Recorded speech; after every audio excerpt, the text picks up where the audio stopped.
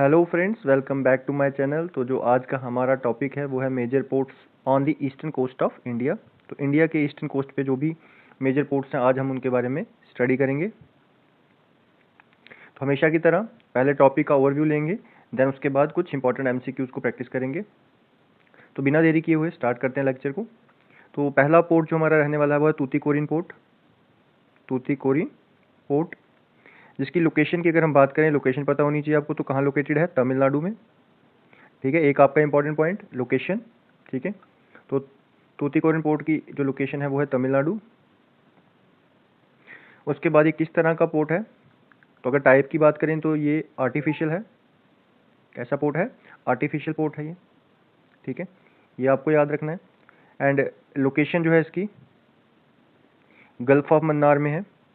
आपने देखा होगा गल्फ ऑफ मन्नार इंडिया के बिल्कुल साउथ में आपको जो है देखने को मिलेगा। इस तरह से कुछ इंडिया की हम अगर साउथ की लोकेशन देखें तो यहाँ पे जैसे आपको गल्फ ऑफ मन्नार देखने को मिलता है, तो यहाँ पे ही आपको जो लोकेशन देखने को मिलेगी तूतीकोरिन पोर्ट की जो है लोकेशन देखने को मिलेगी। उसके बाद फीचर्स की बात करें तो इसके जो फीचर्स हैं, ऑल वेदर पोर्ट है ये। हर एक किस्म के वेदर में जो है, हर एक टाइप के वेदर में जो है ये वर्किंग रहता है। ठीक है, वर्किंग में देखने को मिलेगा ये पोर्ट आपको हर एक तरह के वेदर में। देन अगर इसके की ट्रेड की बात करें, ये एक और इम्पॉर्टेंट पॉइंट, सबसे इम्पॉर्टेंट पॉइंट मैं मार्क करते जा रहा हूँ। ठीक है, तो की ट्रेड इसमें रहता है फर्टिलाइजर्स एंड पेट्रोकेमिकल प्रोडक्ट्स। ठीक है, पेट्रोल से बने हुए प्रोडक्ट्स एंड फर्टिलाइजर्स, ये इसके की ट्रेड्स हैं। ठीक है, आगे मूव करते हैं।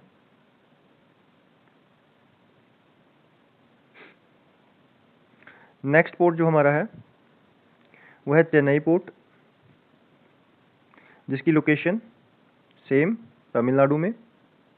ठीक है, टाइप की बात करें तो सेम टाइप आर्टिफिशियल पोर्ट ये भी है, बनाया गया है। समझते ही हो आप इतना आर्टिफिशियल क्या है और नेचुरल क्या है। तो जो मैन मेड पोर्ट्स हैं आर्टिफिशियल पोर्ट कहलाएंगे। स्टेटस इसमें आपको इंपॉर्टेंट याद रखना है। स्टेटस क्या है? ये इंडिया का सेकंड बिजिएस्ट पोर्ट है, याद रखिएगा, सेकंड बिजिएस्ट पोर्ट। आप मुझे बताएंगे कि फर्स्ट बिजिएस्ट पोर्ट जो है इंडिया में कौन सा है। ठीक है, फर्स्ट बिजिएस्ट पोर्ट जो है आप बताएंगे। सेकंड बिजिएस्ट पोर्ट जो है वो है चेन्नई पोर्ट, इसको याद रखें। देन और किस चीज़ के लिए नोटेबल है ये, यानी कौन सी और इम्पॉर्टेंट चीज़ है जो आपको इसमें याद रखनी है, या जिस चीज़ के लिए ये फेमस है? Handles large cargo volumes. तो जितने भी बड़े बड़े कार्गो वॉल्यूम्स हैं, लार्ज कार्गो वॉल्यूम्स हैं, उनको ये हैंडल करता है। ये सिर्फ कुछ फैक्ट्स हैं जो आपको इनके रिलेटेड याद रखनी है। देन एमसीक्यूज में आपको ये क्लियर होते जाएंगे कि किस तरह के क्वेश्चन पे बन सकते हैं। नेक्स्ट पोर्ट की बात करें तो वो है इन्नोर पोर्ट, जिसकी लोकेशन भी तमिलनाडु में है। इस पोर्ट को हम एक और नाम से बुलाते हैं, वो है कामारजार पोर्ट, यानी also known as Kamarajar port. Important point है, याद रखोगे। टाइप इसकी भी आर्टिफिशियल पोर्ट है ये भी, तो ये वाला पॉइंट इतना इंपॉर्टेंट है नहीं। ठीक है, सिग्निफिकेंस की अगर बात करें तो इंडिया का पहला कॉर्पोरेटाइज्ड मेजर पोर्ट जो है वो आपका इन्नोर पोर्ट है। इंडिया का पहला कॉर्पोरेटाइज्ड मेजर पोर्ट जो है वो आपका इन्नोर पोर्ट है, याद रहेगा। ठीक है, आगे मूव करते हैं। फोर्थ पोर्ट है आपका विशाखापट्टनम पोर्ट। लोकेशन इसकी रहेगी आंध्र प्रदेश, याद रखोगे, इंपॉर्टेंट है। इसकी टाइप भी इंपॉर्टेंट है। इंडिया का कौन सा ऐसा पोर्ट है जो नेचुरल हार्बर है? तो आपका आंसर विशाखापट्टनम होना चाहिए। डेप्थ की बात करें तो इंडिया का डीपेस्ट पोर्ट है ये। ठीक है, ये भी इंपॉर्टेंट है। एक्सपोर्ट्स की बात करें इसमें, ये भी इंपॉर्टेंट है। तो यहाँ से एक्सपोर्ट्स होते हैं आयरन और कहाँ की तरफ? जापान के लिए यहाँ से पोर्ट किए जाते हैं। और भी कंट्रीज़ में भेजे जाते हैं, बट याद रखोगे आयरन ओर के लिए जाना जाता है, आयरन ओर के एक्सपोर्ट्स के लिए। फैसिलिटीज़ की बात करें तो ship building and repair. Next port है हमारा पारादीप पोर्ट, जिसकी लोकेशन उड़ीसा है, याद रखोगे, इंपॉर्टेंट है। टाइप इसकी भी नेचुरल हार्बर है, ये भी इंपॉर्टेंट है, याद रखोगे इसकी टाइप भी। जितने भी आपके नेचुरल हार्बर पोर्ट्स हैं आपको पता होने चाहिए। एक्सपोर्ट्स की बात करेंगे तो यहाँ पे भी आयरन ओर एक्सपोर्ट होता है यहाँ से, एंड एल्युमिनियम। ठीक है, इंपॉर्टेंट है, याद रखोगे। नेक्स्ट पोर्ट है हमारा हल्दिया पोर्ट, पोर्ट नंबर 6 आज का Haldia port. Location West Bengal. Important port है बिकॉज इकलौता रिवराइन पोर्ट है ये हमारे ईस्टर्न पोर्ट में। तो कौन सी रिवर पे ये पोर्ट जो है सिचुएटेड है, तो वो है हुगली रिवर, ये भी याद रखोगे। इंपॉर्टेंट है कौन सी रिवर पे सिचुएटेड है हल्दिया पोर्ट, तो हुगली रिवर।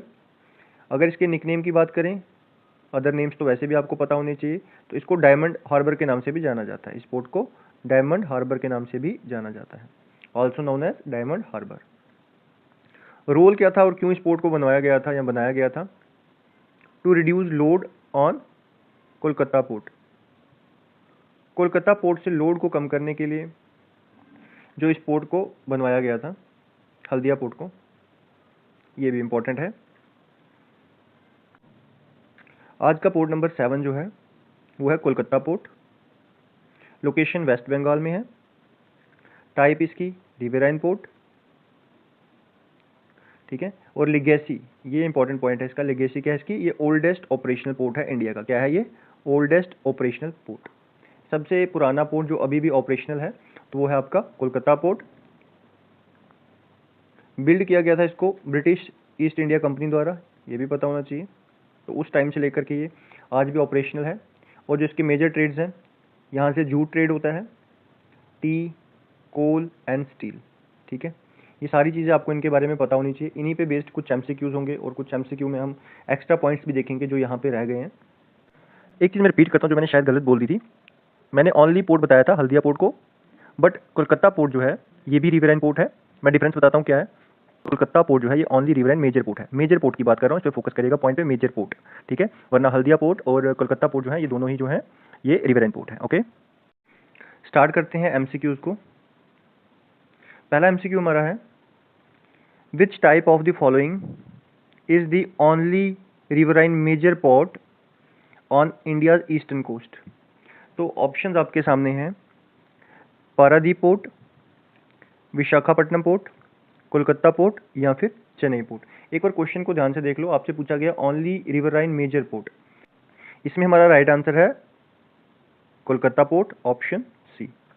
अब कुछ बच्चे जो हैं इसमें कंफ्यूज हो गए होंगे कि हमने पढ़ा था हल्दिया पोर्ट जो है वो रिवराइन पोर्ट है, और फिर only riverine major port Kolkata port को क्यों बताया गया? रीजन है, क्वेश्चन में पूछा गया है, ध्यान से पढ़िएगा, only riverine major port. Major port पे फोकस रखिएगा, इसलिए इसके साथ ओनली लगा है। हल्दिया पोर्ट जो है ये मेजर पोर्ट नहीं है, ठीक है। तो जितने मेजर पोर्ट है उनमें से कलकत्ता पोर्ट जो है ये ओनली रिवराइन मेजर पोर्ट है, ठीक है। तो इसलिए इसमें जो हमारा आंसर रहा कोलकाता पोर्ट रहा, ठीक है। आगे मूव करते हैं। अच्छा, उससे पहले थोड़ी सी एक्सप्लेनेशन पे नजर डाल देते हैं। एक्सप्लेनेशन में बोला गया Kolkata is located on the Hooghly river. Hooghly river तो आपको पता ही होगा, डिस्ट्रीब्यूटरी है गंगा रिवर की, and is a riverine port.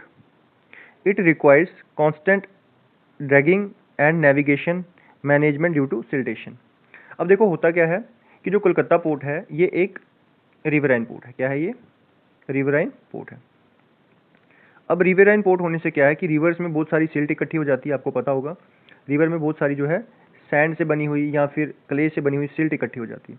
अब सिल्ट इकट्ठी होने से क्या होता है, जो डेप्थ है वो डिक्रीज होने लगती है। जो रिवर की डेप्थ है वो डिक्रीज होने लगती है। इसीलिए यहाँ पे जो है कांस्टेंट ड्रैगिंग चाहिए होती है, यानी कंटिन्यूसली जो है इसमें गड्ढे को थोड़ा सा और डीप बनाया जाता है ताकि वो गड्ढा जो है वो गहराई जो है वो बनी रहे, ठीक है। वो गहराई जो है वो इंक्रीज रहे, ज़्यादा रहे, बनी रहे। अब गहराई ज़रूरी क्यों है? बिकॉज जब शिप्स को यहाँ पे आना होता है, इस डॉकयार्ड पे पहुँचना होता है, तो अगर डेप्थ ज़्यादा रहेगी तो वो ईजिली यहाँ पे मूव कर पाएंगी पानी के अंदर। बट अगर डेप्थ जो है वो कम रहेगी तो उनकी मूवमेंट में जो है प्रॉब्लम्स आएंगे, ठीक है। इसीलिए कांस्टेंट ड्रैगिंग यहाँ पे चाहिए और नेविगेशन मैनेजमेंट भी चाहिए कि पाथ प्रोवाइड कराना, एक सही पाथ जो है, नेविगेशन जो है प्रोवाइड कराना शिप्स को, ठीक है। बिकॉज हर जगह पे जो है डेप्थ जो है हर टाइम पे रिवराइन पोर्ट पे नहीं मिलती, और जहाँ पे जो डेप्थ है उस तरफ से जो है नेविगेट जो है कराया जा सके शिप्स को। तो ये चीज़ आपको ध्यान से समझनी होगी। तो कौन सा ऐसा पोर्ट है जहाँ पे कांस्टेंट ड्रैगिंग चाहिए, नेविगेशन मैनेजमेंट चाहिए शिप्स के लिए, तो वो है कोलकाता पोर्ट। और ये दोनों पोर्ट्स में आपको देखने को मिलेगा, कोलकाता पोर्ट में भी और हल्दिया पोर्ट में भी। एक और इंपॉर्टेंट पॉइंट, कोलकाता पोर्ट को हम श्यामा प्रसाद मुखर्जी पोर्ट के नाम से भी जानते हैं, ये भी याद रखिएगा, ये भी इंपॉर्टेंट पॉइंट है, ठीक है। Also known as Shyama Prasad Mukherjee port. आगे मूव करते हैं next question. Second question, which port on the east coast is known as India's deepest landlocked natural harbour. तो इंपॉर्टेंट क्वेश्चन है, बहुत बार रिपीट हुआ है एग्जाम में कि आपको वो पोर्ट बताना है जो इंडिया का डीपेस्ट लैंडलॉक पोर्ट है और नेचुरल पोर्ट है, नेचुरल हार्बर पोर्ट है, ठीक है। ऑप्शंस हैं Paradip port, Visakhapatnam port, Chennai port या फिर तूतीकोरिन पोर्ट। तो राइट आंसर है हमारे इसमें ऑप्शन बी, विशाखापट्टनम पोर्ट, ठीक है। तो ये इंडिया का जो है डीपेस्ट पोर्ट है, ये आपको याद रखना है। आगे मूव करते हैं। आगे मूव करने से पहले जो एक्स्ट्रा इन्फॉर्मेशन है इसे रीड कर लेते हैं। Visakhapatnam port is considered one of India's deepest natural harbor, shielded by the dolphin nose promontory which provide protection from cyclonic storm। तो ये क्या चीज़ है, इसको एक बार समझ लेते हैं। देखिए ये आपके सामने है विशाखापट्टनम पोर्ट। अब इस पोर्ट के बिल्कुल सामने जो है ओशियन से पहले एक ऊंची सी पहाड़ी देखने को मिलती है। इस पहाड़ी को जाना जाता है डॉल्फिन नोज के नाम से, डॉल्फिन नोज, एक सेकेंड, डॉल्फिन नोज, ठीक है। अब जब भी कभी साइक्लोन्स जैसी एक्टिविटीज़ ओशन में देखने को मिलती है, तो यहाँ से जब भी साइक्लोन्स या तूफान आते हैं, तो ये जो पहाड़ी है, ये डॉल्फिन नोज जो है, ये विशाखापट्टनम पोर्ट को जो है प्रोटेक्ट करती है साइक्लोनिक स्टॉर्म से, ठीक है। तो ये इंपॉर्टेंट है, ये आपसे पूछा जा सकता है कि किस पोर्ट के नज़दीक जो है डॉल्फिन नोज नाम की जो हिल या प्रोमोन्ट्री जो है वो देखने को मिलती है, ठीक है। तो आपको ये समझ आया होगा, बहुत इंपॉर्टेंट पॉइंट है। आगे मूव करते हैं। क्वेश्चन थर्ड है, which port was developed to reduce congestion at Kolkata and serve as it satellite port. तो कौन से पोर्ट को डेवलप किया गया था कोलकाता पोर्ट के कंजेशन को रिड्यूस करने के लिए, ठीक है, ये आपसे पूछा गया है। Options are Paradip port, Haldia port, Ennore port या फिर काकीनाडा पोर्ट। राइट आंसर है इसमें हमारा option B, Haldia port. Haldia port को डेवलप किया गया था ताकि जो कंजेशन है कोलकाता पोर्ट पे उसको रिड्यूस किया जा सके। अब ये कंजेशन क्या है, कंजेशन है जैसे मान लो कोई पोर्ट है, काफ़ी बिजी पोर्ट है, यहाँ पे जब स्पेस कम होने की वजह से काफ़ी ज़्यादा शिप्स यहाँ पे इकट्ठी हो जाती हैं, ठीक है। तो उस दौरान यहाँ पे टाइम जो है काफ़ी ज़्यादा लगता है, ठीक है। उस टाइम को रिड्यूस करने के लिए, उस टाइम को सेव करने के लिए जो है एक नया पोर्ट जो था डेवलप किया गया इसके नज़दीक में ही, जिसका नाम है हल्दिया पोर्ट, ठीक है। तो इसी जो यहाँ पे आपको ये देखने को मिल रहा है, काफ़ी भीड़ देखने को मिल रही है शिप्स की, ठीक है, काफ़ी ज़्यादा वेट करना पड़ता है शिप्स को स्पेस कम होने की वजह से इस पोर्ट पे। तो इसके लिए जो था एक नया पोर्ट बनाया गया हल्दिया पोर्ट, ताकि कोलकाता पोर्ट की कंजेशन को कम किया जा सके, रिड्यूस किया जा सके, ठीक है। समझ आया होगा आपको ये। तो ठीक है, इन्फॉर्मेशन में भी यही लिख रखा है, Haldia dock complex was created as supplementary port to relieve pressure from Kolkata since the draft and congestion issue at Kolkata limit handling, ठीक है। तो ये आपको समझ आ गया। आगे मूव करते हैं। नेक्स्ट क्वेश्चन है question number 4, which of these port is located in Tamil Nadu on the east coast. तो दिए गए पोर्ट में से कौन सा ऐसा पोर्ट है जो तमिलनाडु के कोस्ट पे सिचुएटेड है, लोकेटेड है। Options are Mumbai port, Marmagao port, Tuticorin port या फिर कांडला पोर्ट, ठीक है। तो इसमें एक ही ऐसा पोर्ट है जो ईस्टर्न कोस्ट पे है, वो है तूतीकोरिन पोर्ट, ठीक है। बाकी सारे वेस्ट कोस्ट पे पोर्ट्स हैं। तो तूतीकोरिन पोर्ट जो है ये तमिलनाडु में लोकेटेड है। तमिलनाडु में और कौन सा पोर्ट लोकेटेड है, वो है इन्नौर पोर्ट, पता होना चाहिए आपको, इन्नौर पोर्ट और चेन्नई पोर्ट, ठीक है। ये तीनों पोर्ट जो है तमिलनाडु में ही लोकेटेड है, Tuticorin port, Ennore port and Chennai port. आगे मूव करेंगे तो इसकी जो इन्फो है वो देख लेते हैं पहले। Tuticorin port is also known as V O Chidambaranar port, ठीक है, वीओ चिदम्बरनार पोर्ट, ठीक है। ये इसका अदर नेम है, पता होना चाहिए, बहुत बार पूछा जाता है which port is also known as V O Chidambaranar port. तो आपका आंसर रहेगा तूतीकोरिन पोर्ट। अब ये कौन थे वीओ चिदम्बरनार, ये देखिए एक फ्रीडम फाइटर थे, ये आपको पता होना चाहिए कौन थे, एक फ्रीडम फाइटर थे, ठीक है, बस इतना याद रख लीजिए। और इसमें important point, Tuticorin port handling general cargo, fertiliser and other goods, ये चीज़ें आपको याद रखनी है। फर्टिलाइजर्स के लिए, कार्गो के लिए और भी कुछ गुड्स के लिए ये पोर्ट इंपॉर्टेंट है। आगे मूव करेंगे क्वेश्चन नंबर 5 पे। Which is a significant advantage of Paradip port on the eastern coast. तो इंपॉर्टेंट एडवांटेज क्या है, सिग्निफिकेंट एडवांटेज क्या है पारादीप पोर्ट की, दिए गए ऑप्शन में से। पहला ऑप्शन है it is a riverine port, बिल्कुल गलत। रिवराइन पोर्ट तो ये नहीं है, रिवराइन पोर्ट आपका मेजर रिवराइन पोर्ट जो है आपका कोलकाता पोर्ट है, तो ये गलत हो जाएगा ऑप्शन, ठीक है, wrong option. It has been draft and can handle large bulk carriers, बिल्कुल सही, ये तो सही है। तमिलनाडु में भी लोकेटेड नहीं है और ये तो नेचुरल हार्बर पोर्ट है, तो आर्टिफिशियल भी नहीं है, तो राइट आंसर हमारा रहेगा ऑप्शन बी, ठीक है। अब बल्क कैरियर्स क्या है यहाँ पे, लार्ज बल्क कैरियर्स, ये आपको मैं बता दूं। देखिए कुछ चीज़ें जो है लार्ज बल्क में आती हैं और पैक्ड नहीं होती हैं, जिनकी पैकिंग नहीं होती हैं, ठीक है, पैक्ड चीज़ें इसमें नहीं आती हैं, जैसे आपका कोल हो गया, ठीक है। अगर आपने देखा होगा कभी इमेजेस वगैरह में या फिर वीडियोस वगैरह में, अगर पोर्ट की वीडियोस कभी देखी होंगी, तो जो कोल है वो कभी पैकिंग में नहीं आता है, ठीक है, तो वो एक बल्क कैरियर में आ जाता है आपका, लार्ज बल्क कैरियर, जिनको आप क्या कह सकते हैं, कन्वेयर्स का यूज़ करते हैं, कन्वेयर्स का यूज़ करते हैं कैरी पोर्ट तक पहुंचाने के लिए, ठीक है। कन्वेयर्स क्या होती हैं, आपने देखा होगा लेदर बेल्ट्स लगी होती हैं इस तरह से, ठीक है, इनके ऊपर कोल डालते हैं और नीचे स्लाइडर्स होते हैं, तो ये स्लाइड होता है और पोर्ट जो अपनी लोकेशन तक इस कन्वेयर बेल्ट के थ्रू पहुंच जाता है, ठीक है। आगे मूव करते हैं, इसमें कुछ इन्फो चेक कर लेते हैं। तो इसमें जो इन्फॉर्मेशन है वो है Paradip has a deep water characteristic, बिल्कुल।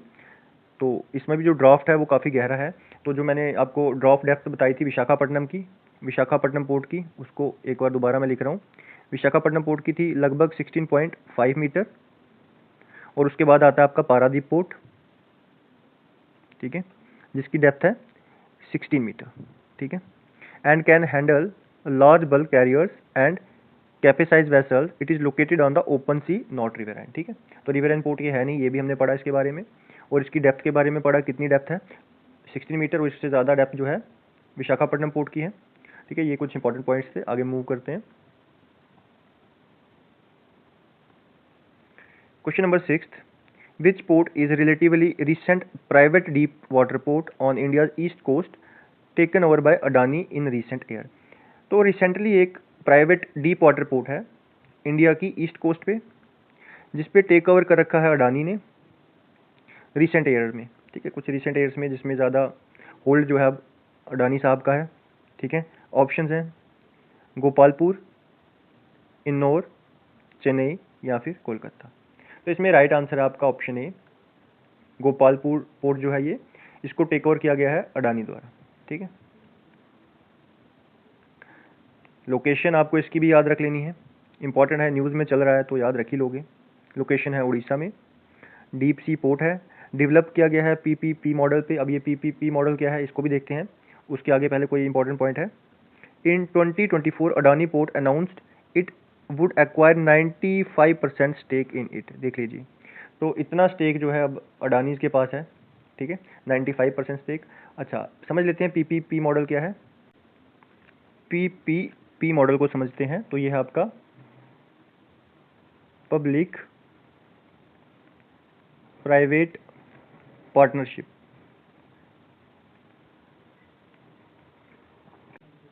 पब्लिक का मतलब है यहाँ पे गवर्नमेंट, यानी कि इस पोर्ट में जो है गवर्नमेंट की इन्वॉल्वमेंट भी रहेगी, राइट। प्राइवेट यानी जो भी कंपनीज हैं, जैसे अडानी कंपनी है, यहाँ पे अडानी का नाम लिख लेते हैं, तो यहाँ पे गवर्नमेंट प्लस प्राइवेट कंपनीज का जो रहता है पार्टनरशिप रहती है, और दोनों मिलकर के जो है इस पोर्ट को चलाते हैं। गवर्नमेंट का काम रहता है जैसे प्रोवाइड कराना लैंड प्रोवाइड कराना या कुछ और फैसिलिटीज़ प्रोवाइड कराना, बाकी जितने भी इक्विपमेंट्स हैं वहाँ पे मैकेनाइज्ड इक्विपमेंट जो भी रहते हैं, जैसे कन्वेयर बेल्ट, ठीक है, कन्वेयर बेल्ट्स या फिर क्रेन्स, ठीक है, जितनी भी मशीनरीज है, इक्विपमेंट्स है, वो यहाँ पे कंपनीज का रहता है, ठीक है। तो दोनों मिलकर के जो है यहाँ पे काम करते हैं। तो समझ आया होगा आपको पीपीपी मॉडल क्या है, सिंपल शब्दों में आप इसको याद रखोगे, गवर्नमेंट प्लस प्राइवेट कंपनीज जहाँ पे काम करती हैं वो पीपीपी मॉडल में आता है। सिंपल लैंग्वेज में आप इसको ये समझ सकते हो। आज के लेक्चर में इतना ही रखते हैं, वरना लेक्चर थोड़ा सा लेंथी हो जाएगा। तो नेक्स्ट लेक्चर तक के लिए take care and good bye.